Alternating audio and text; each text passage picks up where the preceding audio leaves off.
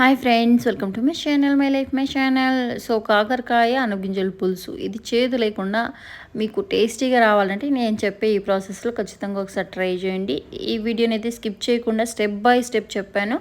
So అలాగే follow అవ్వండి. చాలా టేస్టీ కర్రీ అయితే రెడీ అయిపోతుంది. వీడియోలోకి వెళ్ళే ముందు నా అదొక రిక్వెస్ట్, ఎవరైనా కొత్త వాళ్ళు మన ఛానల్ చూస్తుంటే సబ్స్క్రైబ్ చేసుకోండి, లైక్ చేయండి, ఫ్రెండ్స్ అండ్ ఫ్యామిలీతో కూడా షేర్ చేసుకోండి. రెసిపీ కోసం ముందుగా కడాయి పెట్టుకొని ఒక 2 టేబుల్ స్పూన్ ఆయిల్ వేసుకోవాలి.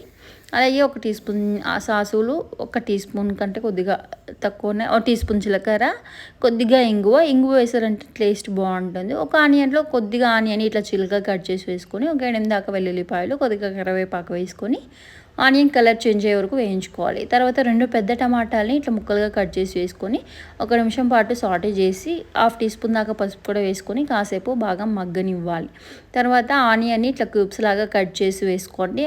ఈ ఆనియన్ మనం కర్రీలో ఎక్స్ట్రా ఫ్లేవర్ తినేటప్పుడు చాలా బాగుంటుంది. అది వేసుకొని 1 నిమిషం పాటు సాటే చేసుకున్నాక 1 టేబుల్ స్పూన్ ధనియాల పొడి, టేబుల్ స్పూన్ కారం కూడా వేసుకొని బాగా ఫ్రై చేసుకోవాలి. రుచికి తగ్గట్టు సాల్ట్ కూడా వేసేసుకొని 1 నిమిషం పాటు సాటే చేసుకొని ఇప్పుడు రాత్రంతా నానబెట్టి ఉడికిపెట్టుకున్న ఈ అనపగింజలు కూడా వేసుకోండి. కుక్కర్లో అయితే 3 నుంచి 4 విజిల్స్ పెట్టుకున్నారంటే మంచిగా ఉడికిపోతుంది. ఉడికేటప్పుడు కొద్దిగా సాల్ట్ కూడా వేసి ఉడికిపెట్టుకోండి. ఇప్పుడు అది వేసుకొని కొద్దిగా వాటర్ కూడా వేసుకొని బాగా కలిపి మూత పెట్టేసి ఒక 10 నిమిషాల వరకు మీడియం ఫ్లేమ్లో ఉడికించుకోవాలి. తర్వాత ఒకసారి బాగా కలిపి ఇప్పుడు కాకరకాయ ముక్కలు వేసుకుంటున్నాను. ఇవైతే చేదుగా లేకుండా ఉండాలి అంటే మీరు కట్ చేసిన వెంటనే పసుపు, ఉప్పు వేసి 1/2 అవర్ అలాగే నానబెట్టుకోండి. తర్వాత వాటర్ అంతా బాగా పిండేసి కొద్దిగా ఆయిల్లో వేసి మంచిగా ఫ్రై చేసుకున్నారంటే కాకరకాయ చేదుగా ఉండదు, అంత టేస్టీగా కూడా ఉంటుంది.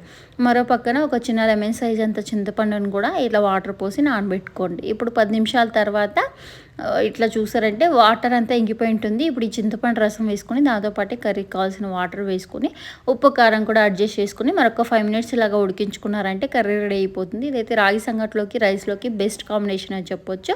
సో ఒకసారి ఖచ్చితంగా ట్రై చేయండి. ఇలాంటి వీడియోస్ కోసం నా ఛానల్ అయితే ఫాలో అవ్వండి.